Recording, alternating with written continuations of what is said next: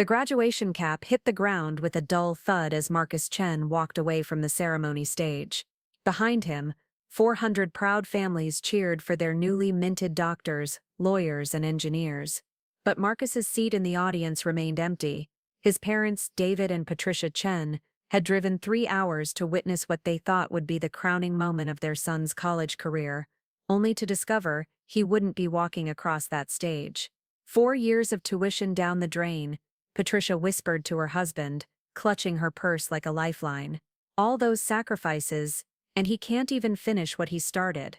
What they didn't know was that 6 months earlier, Marcus had received a phone call that would change everything. A call that meant missing his own graduation was just the beginning of disappointing his family. Because sometimes, the biggest failures hide the most extraordinary successes. I'd love to know which corner of the globe you're watching from, and if this story speaks to you, make sure to subscribe. Tomorrow's video is one you absolutely can't miss. The Chen family had always been builders. David Chen immigrated from Taiwan in 1985 with $300 in his pocket and a mechanical engineering degree that took him 2 years to get recognized in America. He spent his first winter in Detroit, working double shifts at an auto parts factory, sleeping on a friend's couch, and saving every penny. Patricia arrived the following year as his bride, armed with a teaching degree and determination that matched her husband's. By the time Marcus was born in 1995, the Chens had built their version of the American dream from scratch. David owned a small but successful machine shop that supplied parts to 3 major automotive manufacturers. Patricia taught 3rd grade at Lincoln Elementary, where she was beloved by students and parents alike. They lived in a modest 2-story house in suburban Michigan, where the American flag hung proudly next to a small Taiwanese flag on their front porch. From the moment Marcus could walk, his parents' expectations were crystal clear. Education was everything. Success meant professional achievement. Failure was not an option. In America, you can be anything.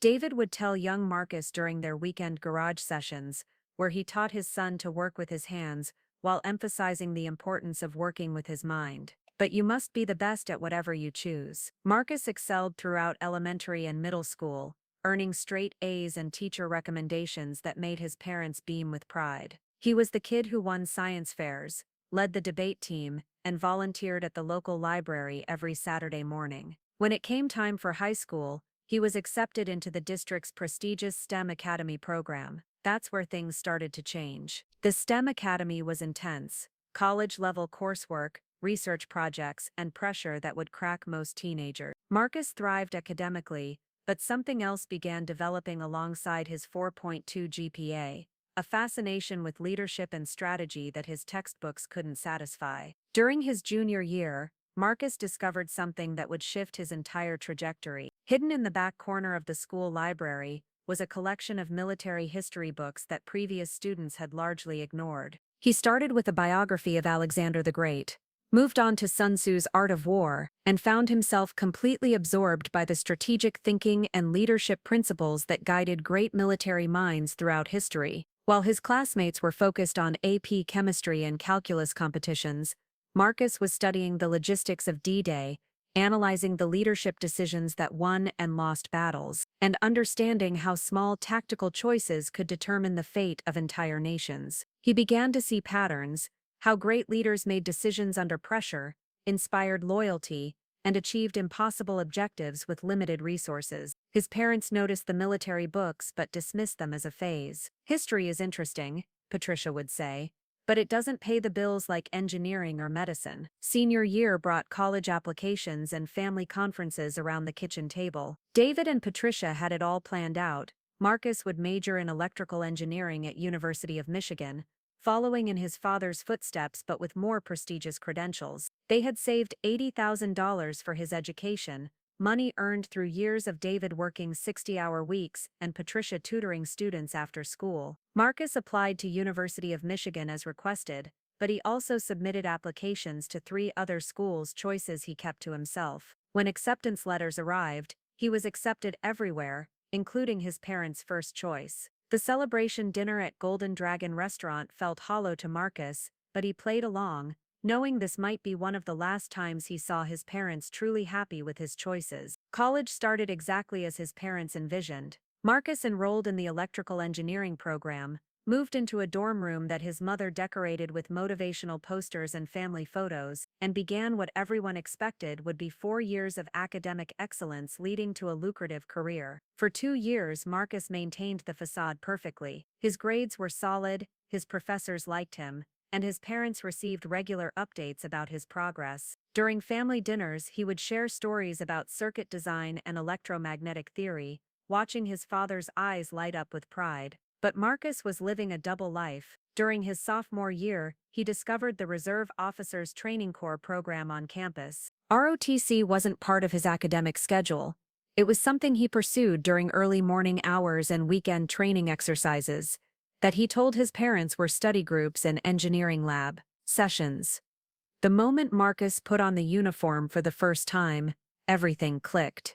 The leadership training, physical challenges, and strategic thinking he'd been craving finally had a channel. His ROTC instructors quickly recognized something special: a natural ability to inspire others, think tactically under pressure, and maintain composure in high-stress situations. Captain Williams, the senior ROTC instructor, pulled Marcus aside after a particularly challenging field exercise. "Chen, you've got something special. Have you considered making this more than just a college activity?" That conversation planted a seed that would grow into a decision that would disappoint his family beyond their worst fears. By junior year, Marcus was excelling in both worlds, but feeling increasingly torn. In engineering classes, he was technically competent but uninspired. In ROTC, he was emerging as a leader among his peers, consistently ranking at the top of his class in everything from marksmanship to tactical planning. The breaking point came during the spring semester of his junior year. Marcus was selected for a competitive summer program that would place him with active military units for 8 weeks of intensive training.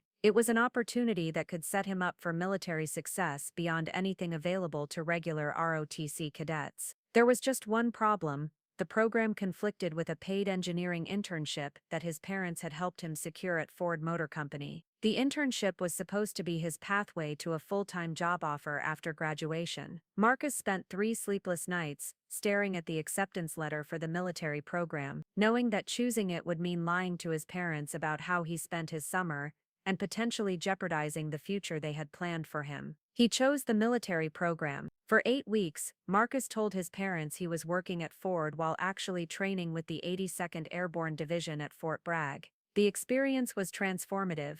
He learned advanced tactical leadership, worked with cutting-edge military technology, and discovered a passion for service that made everything else feel shallow by comparison. When he returned to campus for senior year, Marcus knew his future lay with the military, not engineering. The question was how to tell his parents without breaking their hearts and destroying their faith in everything they had sacrificed to build. Senior year began with Marcus carrying a secret that felt heavier than his engineering textbooks. Every morning, he attended his required courses: advanced circuit analysis, power systems design, digital signal processing, subjects that once challenged him, but now felt like elaborate puzzles with predetermined solutions. The creativity and strategic thinking he craved existed only in the margins of his real life. 3 mornings a week before dawn broke over the Michigan campus, Marcus slipped out of his apartment for ROTC training. These sessions had evolved far beyond basic military exercises. As one of the program's top cadets, he was now leading training scenarios, mentoring younger students, and participating in advanced leadership simulations that tested every aspect of his character. During one particularly intense exercise, Marcus found himself commanding a squad through a mock urban warfare scenario. The situation was designed to be impossible: insufficient resources, conflicting intelligence, and a ticking clock that demanded immediate action. While other cadets froze under pressure or made rash decisions, Marcus processed the variables systematically, adapted his strategy in real time, and led his team to accomplish objectives that the instructors hadn't expected anyone to achieve. Major Sarah Thompson, who had been observing from the command center, approached Marcus after the exercise. "Chen, I've been doing this for 15 years, and I've rarely seen that level of tactical thinking from a college student. You've got natural leadership abilities that can't be taught." Those words echoed in Marcus's mind as he sat through engineering ethics class later that afternoon, listening to Professor Davis discuss the moral responsibilities of designing automotive safety systems. The irony wasn't lost on him. There was a discussion about life and death decisions in engineering, while he was secretly training for situations where his decisions could literally determine who lived and died. The pressure of living two lives was beginning to show. Marcus's engineering grades remained solid, but his professors noticed a change in his engagement level. During group projects, he naturally took charge in ways that impressed his teammates, but seemed unusual for someone focused on technical details. His solutions to engineering problems often incorporated logistical and strategic elements that went beyond the technical requirements. Professor Martinez, his senior design project advisor, pulled him aside after a presentation where Marcus had outlined not just the technical specifications for a new traffic management system, but also implementation strategies, resource allocation plans, and risk assessment protocols that resembled military operational planning. "Marcus, your approach is incredibly sophisticated," Professor Martinez said. "You're thinking like a systems engineer, but there's something different about your methodology. Have you considered pursuing a master's degree in systems engineering, or maybe industrial engineering with a focus on operations research?" A lot of love and effort went into bringing this story to life. If you're enjoying it, we'd be so grateful if you'd subscribe to our channel. Now, back to where we left off. Marcus appreciated the recognition, but it felt like praise for playing a role rather than being himself. His real satisfaction came from moments like the previous weekend, when he had successfully planned and executed a joint training exercise involving 3 ROTC programs from different universities. Coordinating logistics for 200 cadets, managing conflicting schedules, and ensuring safety protocols while maintaining training objectives had energized him in ways that no engineering project ever had. The fall semester passed in this double existence until December brought a conversation that would force Marcus to confront his future directly. Major Thompson called him into her office with news that would change everything. "Marcus, I've been in communication with officials at the Department of Defense regarding exceptional ROTC candidates," she began, her tone more serious than usual. "Your performance metrics, leadership evaluations, and strategic thinking assessments have placed you in the top 1% nationally." She paused, studying his reaction. "There's an opportunity I want to discuss with you. It's not something I can offer to many students, and it would require a significant commitment." Marcus felt his pulse quicken. "What kind of opportunity, ma'am?" "Advanced placement in a specialized program that would fast-track your military career. Instead of the standard post-graduation timeline, you'd be selected for accelerated officer training with potential assignment to special operations support units. The program is highly competitive, and acceptance would mean guaranteed placement in roles where your strategic thinking abilities would be utilized immediately." The catch, Major Thompson explained, was that acceptance would require Marcus to commit fully to military service immediately after graduation. No delay, no time to pursue civilian opportunities, and no option to change his mind. "I need an answer by February," she said. "This isn't the kind of opportunity that comes around twice." That night, Marcus walked the empty campus paths until nearly 3 a.m., trying to process what this meant. The opportunity represented everything he had discovered he wanted. Immediate entry into meaningful leadership roles, work that challenged his strategic thinking abilities, and the chance to serve something larger than himself. It also meant disappointing his parents in ways that would destroy their faith in everything they had worked to build. The winter break conversation with his family was agony. David and Patricia were already planning Marcus's post-graduation future. They had researched entry-level engineering positions at major companies, calculated salary progressions, and even begun discussing graduate school options that would enhance his career prospects.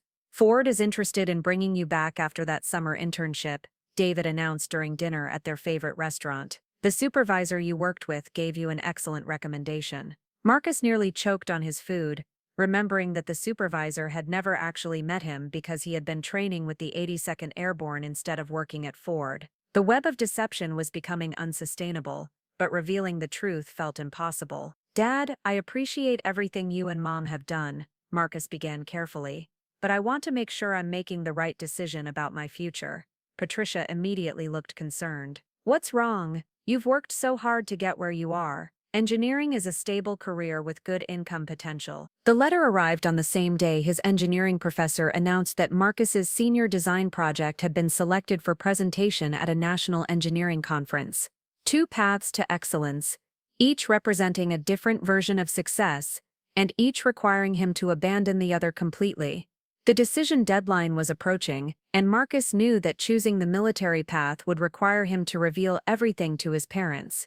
The deception about his summer internship, his secret ROTC involvement, and his complete lack of interest in the engineering career they had envisioned. But first, he had to get through graduation, a ceremony that would celebrate the completion of his engineering degree while simultaneously marking the moment he would disappoint his family more profoundly than they could possibly imagine.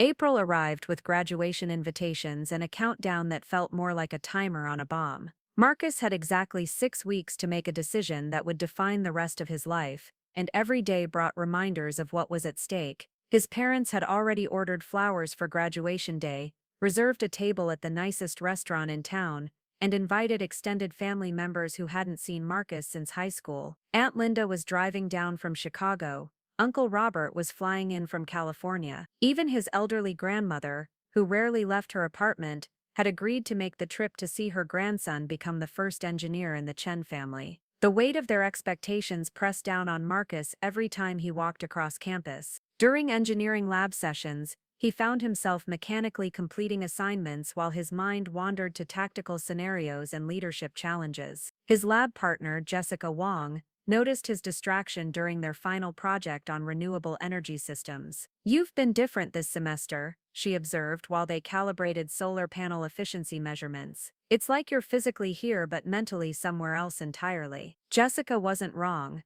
Mentally, Marcus was usually replaying his latest ROTC exercise or analyzing military case studies he read during lunch breaks. The previous week, he had led a complex night navigation training that required coordinating multiple teams across difficult terrain while maintaining communication silence. The exercise had lasted 12 hours and demanded every leadership skill he possessed. When it was over, Major Thompson had simply nodded and said, "Outstanding work, Chen.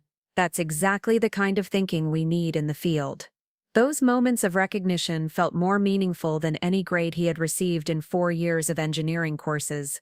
The breaking point came during the first week of May, just 3 weeks before graduation.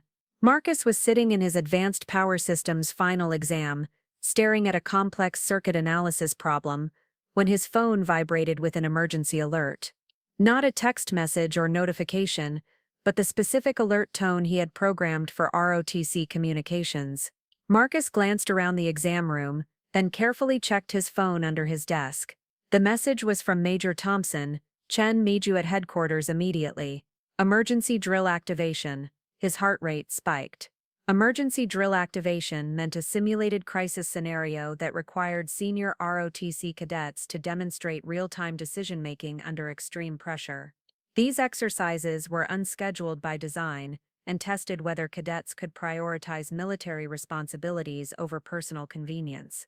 Marcus looked down at his exam paper, then at the clock. He had 45 minutes remaining to complete a test worth 30% of his final grade in a required course.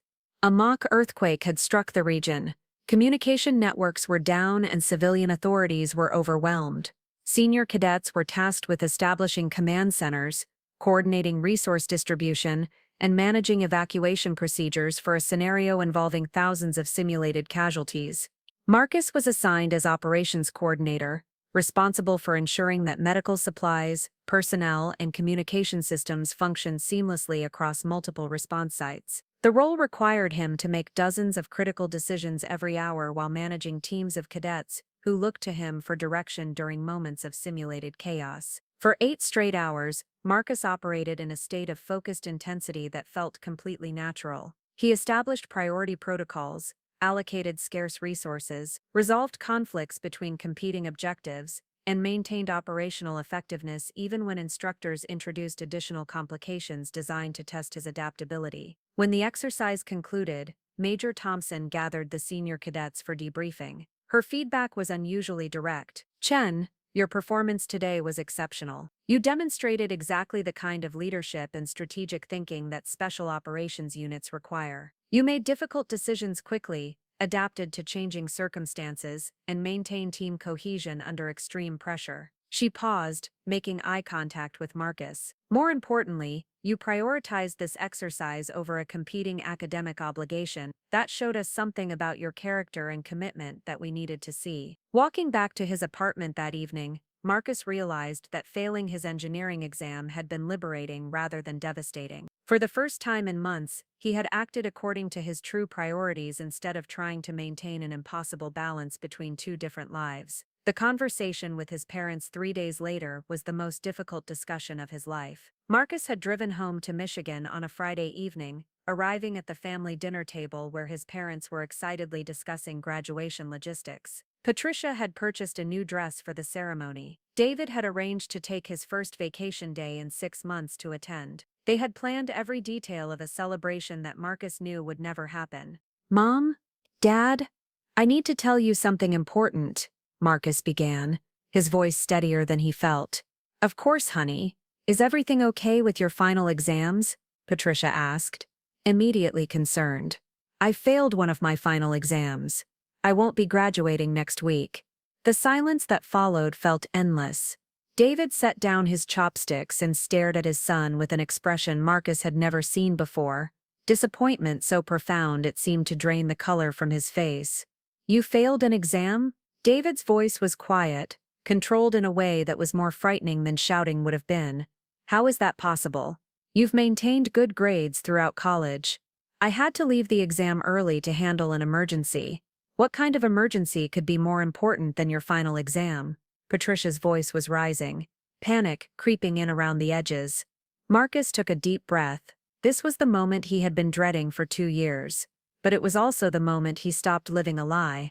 "I've been participating in ROTC for the past 2 years. I'm committed to military service after college, and I had responsibilities that conflicted with my exam schedule." The explosion of emotion that followed was everything Marcus had feared and worse. David stood up from the table so quickly his chair fell backward.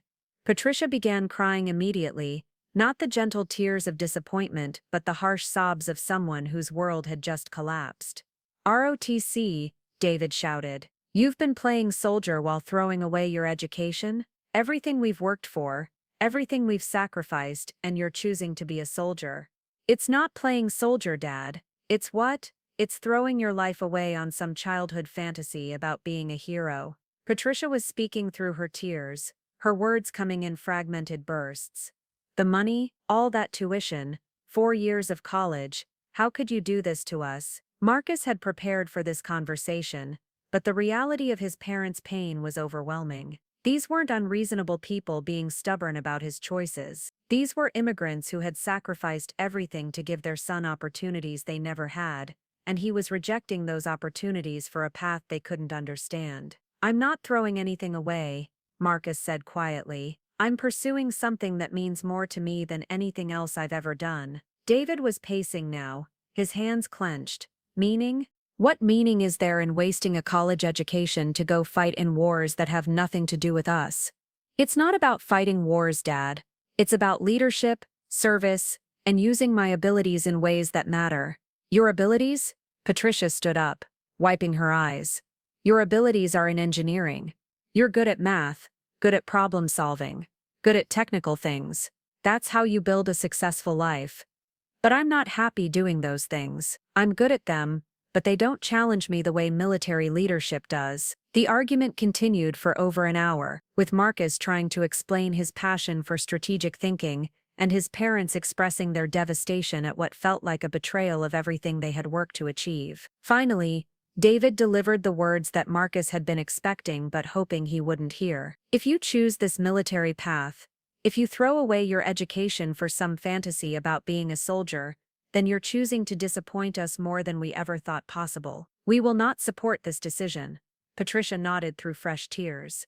"We won't come to your graduation from whatever military program you're talking about." We won't celebrate this choice. And we won't pretend that we're proud of you for wasting everything we've given you. Marcus left his childhood home that night knowing that his relationship with his parents was fundamentally damaged. They saw his choice as a rejection of their values, their sacrifices, and their vision of success. He saw it as finally being honest about who he was and what he wanted to achieve. 3 weeks later, the graduation ceremony took place exactly as Marcus had predicted. His cap hit the ground as he walked away from the stage he would never cross, while 400 families celebrated their children's achievements. David and Patricia Chen sat in their empty row, surrounded by the success stories of other families, trying to understand how their son had chosen to break their hearts. The summer after graduation that never happened passed in a silence that felt heavier than Michigan humidity. Marcus had moved into a small apartment near the military training facility, where he would spend the next 6 months in the specialized program Major Thompson had recommended. His parents knew his address but hadn't called, written, or visited once since their devastating conversation in May. Marcus's days began at 0500 hours, with physical training that pushed his body beyond limits he didn't know existed. By 0630, he was in tactical briefings that challenged his mind with scenarios involving international conflict, resource management, and split-second decisions with global consequences. The program was designed to compress years of traditional military leadership development into an intensive experience that would identify officers capable of handling the most demanding assignments.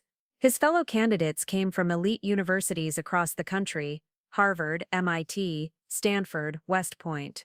But Marcus quickly discovered that academic pedigree meant nothing when faced with simulations that required leading troops through hostile territory or coordinating humanitarian relief efforts in war zones. The strategic thinking abilities he had developed through years of studying military history, combined with the analytical skills from his engineering background, gave him advantages that his instructors noticed immediately. Captain Rebecca Martinez, his primary evaluator, pulled him aside after a particularly complex exercise involving cyber warfare defense protocols. "Chen, your approach to problem solving is unusual. You're thinking like an engineer, but applying those skills to tactical situations in ways I haven't seen before. Where did you develop this methodology?" Marcus explained his dual background: the years of engineering courses combined with intensive military history study and ROTC training. Captain Martinez listened carefully, taking notes that Marcus suspected would become part of his permanent file. "That combination is exactly what we need for the roles we're preparing you for," she said. "Modern military challenges require officers who can think systematically about complex technical problems while maintaining strategic focus under pressure." The validation felt meaningful, but it was shadowed by the knowledge that his parents would never understand why this path mattered more to him than the engineering career they had envisioned. August brought news that changed everything. Marcus was selected for early assignment to a joint task force focused on developing next-generation defense systems. The role combined strategic planning with technical analysis, requiring someone who could communicate effectively with both military commanders and civilian engineers. It was exactly the kind of position that Major Thompson had suggested might be available to exceptional candidates. More importantly, the assignment came with an accelerated promotion timeline. Instead of the typical progression through junior officer ranks, Marcus would be fast-tracked based on his performance evaluations and specialized skill set. The promotion ceremony was scheduled for late September, just 4 months after the graduation ceremony he had missed. Marcus stared at the official notification letter, reading the details that would have amazed his parents if they had been willing to listen. The position carried significant responsibility, excellent benefits, and opportunities for advancement that rivaled anything available in civilian engineering. But most importantly, it represented work that energized him in ways that designing circuits never had. On impulse, Marcus picked up his phone and dialed his parents' number for the first time since May. The phone rang 4 times before his mother's voice answered, cautious and subdued.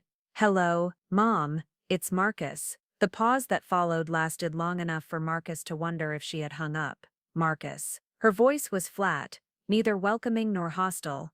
"How are you?" "I'm good, Mom. I wanted to tell you about something that happened with my military assignment." "Marcus, we've talked about this. Your father and I can't support your decision to throw away your education. I understand that, but I thought you might want to know that I've been selected for a special assignment. It's a significant opportunity, and I wanted to share it with you. Patricia sighed audibly. Marcus, I'm sure whatever military thing you're doing feels important to you, but it doesn't change the fact that you could have been starting a real career by now, if you had just graduated like you were supposed to. The conversation lasted less than 5 minutes, and ended with Marcus feeling more isolated than before he had called. His parents weren't ready to hear about his success, because they couldn't see it as success. To them, anything related to his military service was a reminder of opportunities lost rather than achievements gained. September arrived with intensive preparation for his new assignment. Marcus spent 2 weeks at a secure facility outside Washington, D.C.,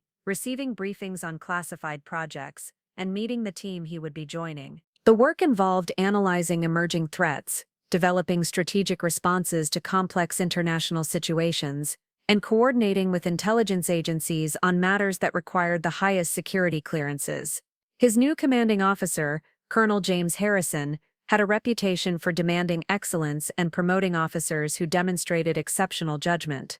During their first meeting, Colonel Harrison reviewed Marcus's file with the kind of attention that suggested he had been personally involved in the selection process. "Chen, your background is exactly what we need for the challenges we're facing," Colonel Harrison said. "Modern conflicts require officers who can think both technically and strategically. Your engineering background gives you analytical skills that most military officers lack, while your leadership training prepares you for command responsibilities." The colonel leaned forward, his expression serious. "I'm going to be direct with you. This assignment is a test. Perform well, and you'll be on a track for major responsibilities within 2 years, the kind of responsibilities that typically take officers 8 to 10 years to reach." Marcus understood the implication. Success in this role could lead to leadership positions that would validate every choice he had made, every disappointment he had caused his parents, every sacrifice he had accepted to pursue this path. The promotion ceremony took place on a crisp October morning at a military installation that Marcus's parents had never seen, and whose existence they barely acknowledged. As Marcus stood at attention while Colonel Harrison read the citation recognizing his achievements and potential, he thought about the empty seats where his family should have been sitting. But the ceremony wasn't empty. His fellow officers, instructors who had mentored him, and commanders who recognized his potential filled the audience. Major Thompson, who had first identified his leadership abilities, sat in the front row with an expression of pride that Marcus had rarely seen from anyone. After the ceremony, Colonel Harrison approached Marcus with news that transformed everything. "Chen, I have an assignment for you that's going to challenge everything you've learned about leadership and responsibility," the colonel said. "We're putting together a team to work on a project that could redefine how military operations integrate with civilian infrastructure. You'll be the lead officer on technical analysis and strategic implementation." Marcus felt his pulse quicken. "What kind of project, sir?" "The kind that requires someone who understands both engineering principles and military strategy. The kind that could have national security implications if not handled correctly." Colonel Harrison handed Marcus a sealed folder. "This is classified information about your new assignment. You'll have a team of 12 specialists reporting to you, including civilian contractors and military personnel. Your decisions will directly impact operations affecting thousands of people." As Marcus opened the folder and read the first page, he realized that this assignment represented everything he had hoped military service could offer. Complex strategic challenges, significant responsibility, and work that would utilize every skill he had developed through years of study and training. But there was something else in the folder that caught his attention. The project location was in Michigan, less than 2 hours from his parents' home. For the first time since graduation, he would be close enough to see them regularly, if they were willing. 3 weeks later, Marcus received a phone call that changed the trajectory of his family relationships forever. His father's voice was strained, uncertain in a way Marcus had never heard before. "Marcus, your mother and I received a visit from someone today. Someone from the military who wanted to talk to us about you." Marcus felt his stomach drop. Official military visits to family members usually meant either exceptional news or devastating tragedy. "What kind of visit, Dad?" "Colonel Harrison came to our house. He said he wanted to meet the parents of one of his most promising officers. He told us things about your work, your assignments, your responsibilities that we didn't know." David paused and Marcus could hear his mother crying softly in the background. "Marcus, why didn't you tell us what you were actually doing? Why didn't you explain that your military service involved the kind of work that we could understand and respect? The conversation that followed lasted 3 hours and involved more honest communication between Marcus and his parents than they had shared in years. Colonel Harrison had visited them not just as a courtesy, but because Marcus's upcoming assignment would require family security clearances and background investigations. During his visit, the colonel had explained Marcus's role, his achievements, and his potential for advancement in terms that David and Patricia could finally comprehend. He had described Marcus's work as essential technical leadership in defense systems that protect national infrastructure, language that helped them understand their son's service as valuable rather than wasteful. More importantly, Colonel Harrison had shared details about Marcus's performance evaluations, his leadership capabilities, and his selection for assignments typically reserved for officers with years more experience. He said, "You're being considered for responsibilities that could lead to senior leadership positions," Patricia said through her tears. He said, "Your engineering background combined with military training makes you uniquely qualified for work that very few people can do." David's voice was thick with emotion Marcus had never heard from his father.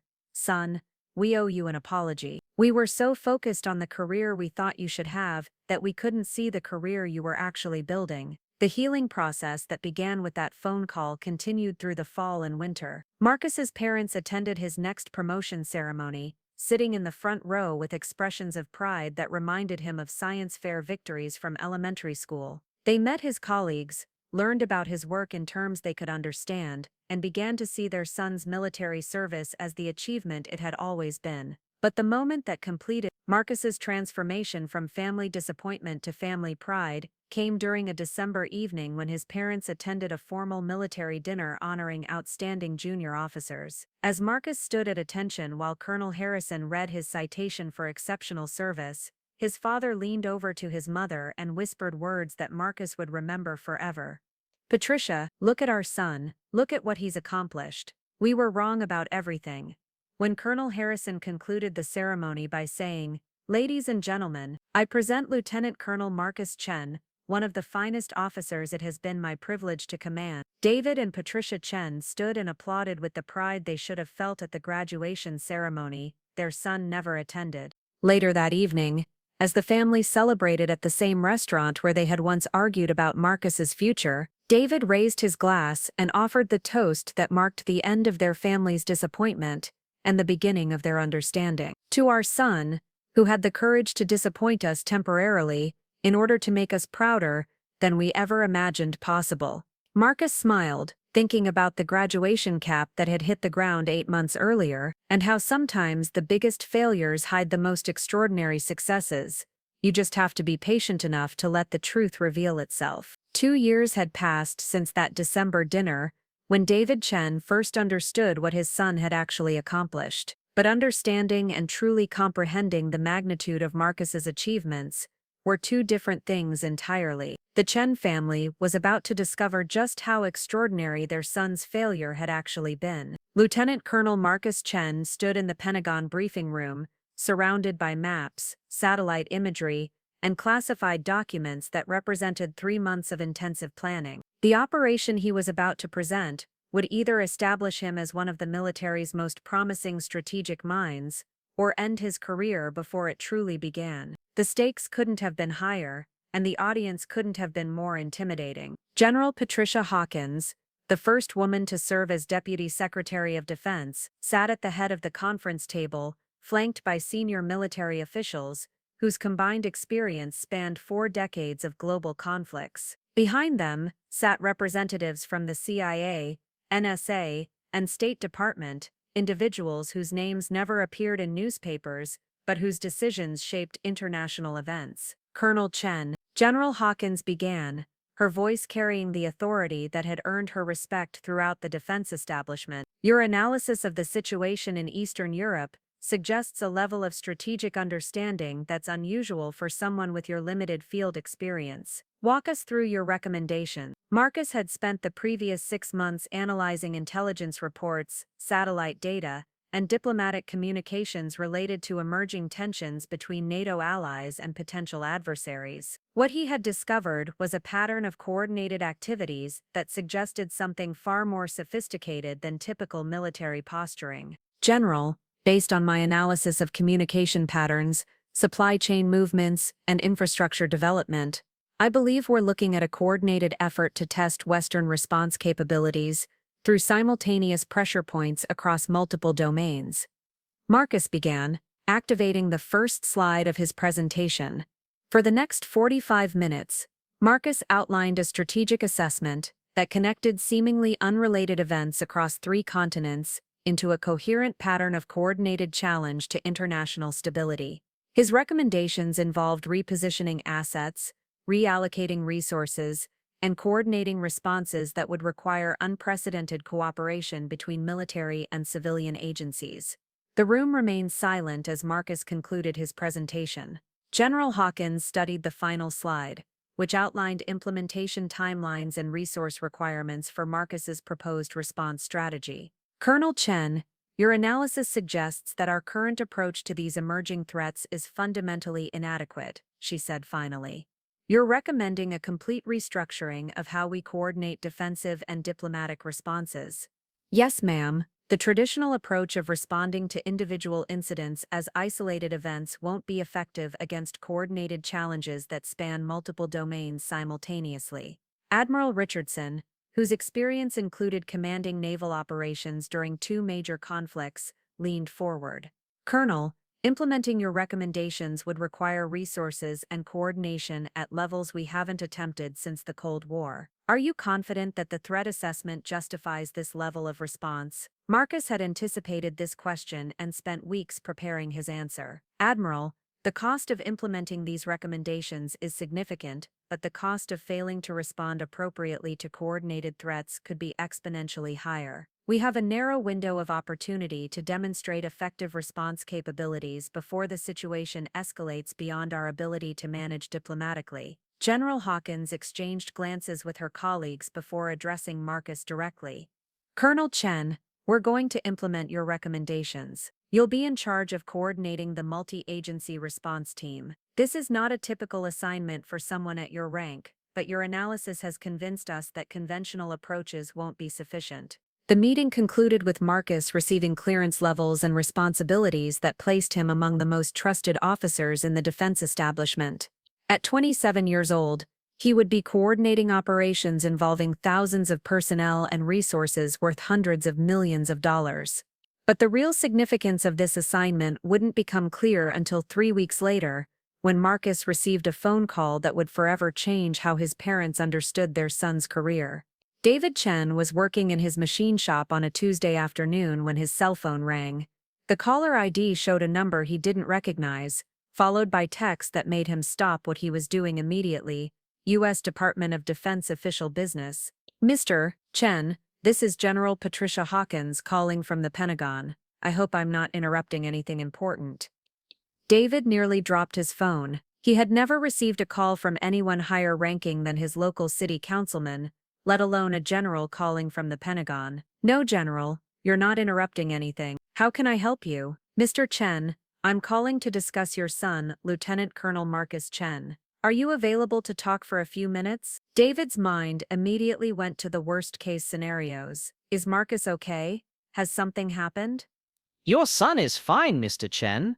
Actually, that's not entirely accurate. Your son is exceptional, and I'm calling to discuss something that I think you and your wife should know about his work. General Hawkins explained that she was calling because Marcus's upcoming assignment would require enhanced security protocols that included family members. But more than that, she wanted David and Patricia to understand the significance of their son's contributions to national security.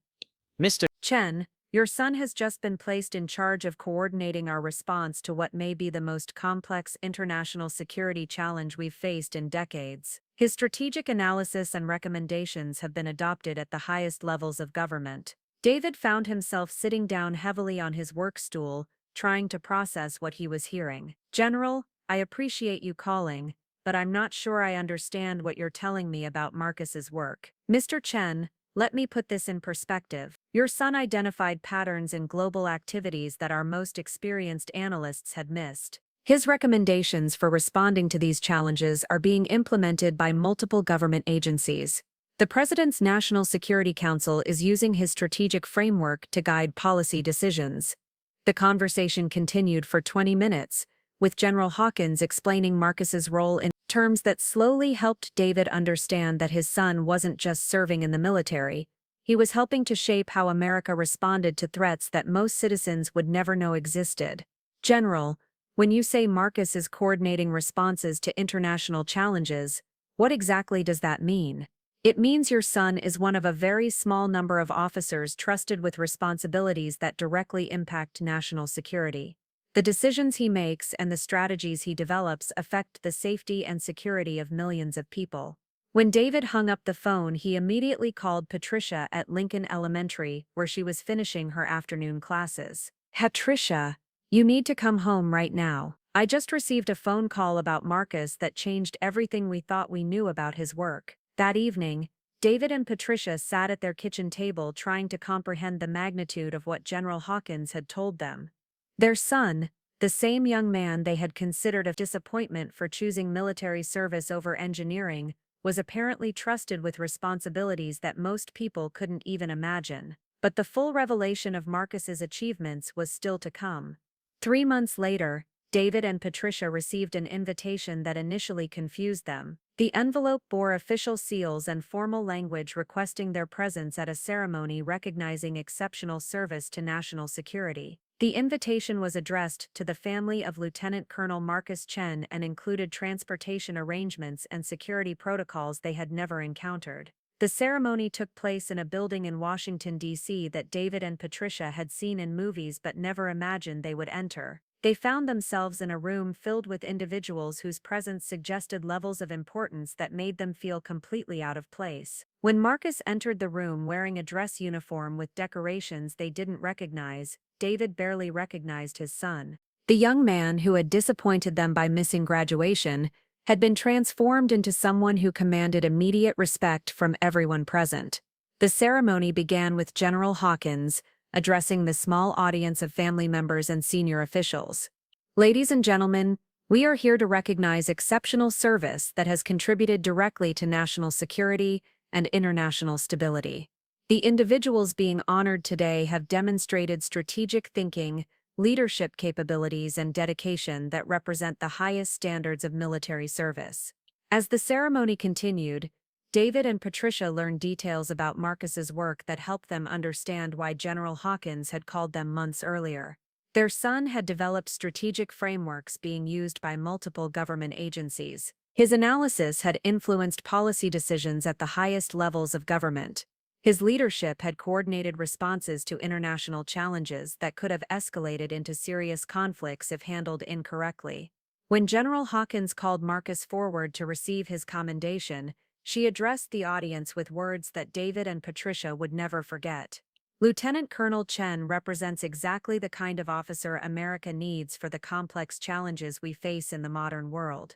His combination of technical expertise, strategic thinking, and leadership ability has made him invaluable to our national security efforts. She turned to address Marcus directly. Colonel Chen, your work over the past 2 years has exceeded every expectation we had when you were first assigned to this position. Your strategic recommendations have been adopted by the National Security Council.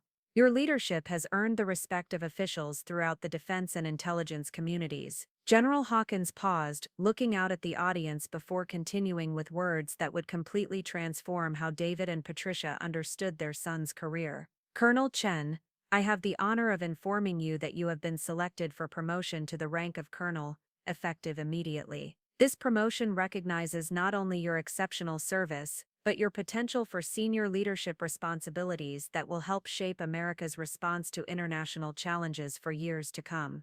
As Marcus stepped forward to receive his new rank insignia, General Hawkins continued with an announcement that left David and Patricia stunned. Furthermore, Colonel Chen, you are being assigned to establish and lead a new strategic analysis division that will coordinate threat assessment and response planning across multiple agencies. This division will report directly to the Joint Chiefs of Staff, and will be responsible for identifying and responding to emerging challenges to national security. The ceremony concluded with General Hawkins addressing the family members present. To the families of these exceptional officers, I want you to understand that your sons and daughters are serving their country in ways that most citizens will never know about.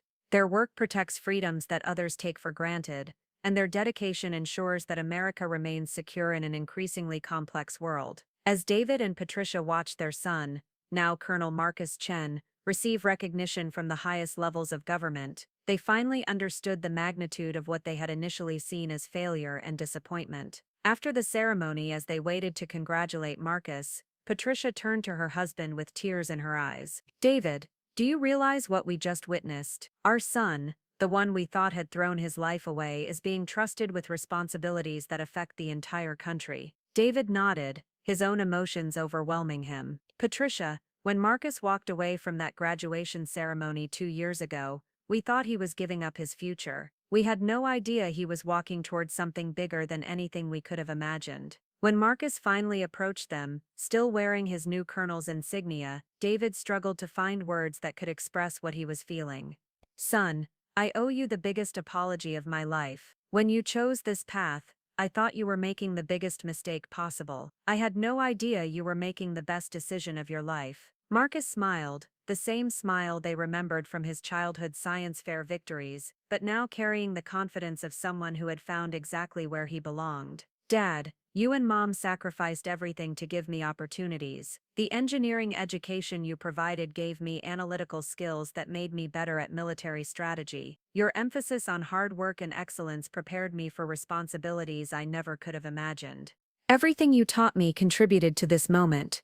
Patricia hugged her son, holding him tighter than she had since he was a child. "Marcus, we're so proud of you, not just for what you've accomplished, but for having the courage to disappoint us when you knew it was necessary to become who you were meant to be." As the Chen family stood together in the Pentagon, surrounded by the highest levels of American government, David reflected on the journey that had brought them to this moment. 2 years earlier, his son had been a disappointment who couldn't even graduate from college. Today, that same son was being trusted with responsibilities that would help protect the entire nation. Sometimes the biggest failures really do hide the most extraordinary successes. You just have to be patient enough and brave enough to let the truth reveal itself. Marcus Chen had walked away from one graduation ceremony, disappointing his family and seemingly throwing away his future, but he had walked toward a destiny that exceeded anything his parents could have dreamed possible. The cap that hit the ground that day hadn't marked the end of anything. It marked the beginning of everything. Looking for more? We've got 2 amazing stories ready for you right on screen. If this one touched you, these are absolutely worth your time. Click to watch them now. And hey, subscribe and hit that bell to never miss our latest uploads.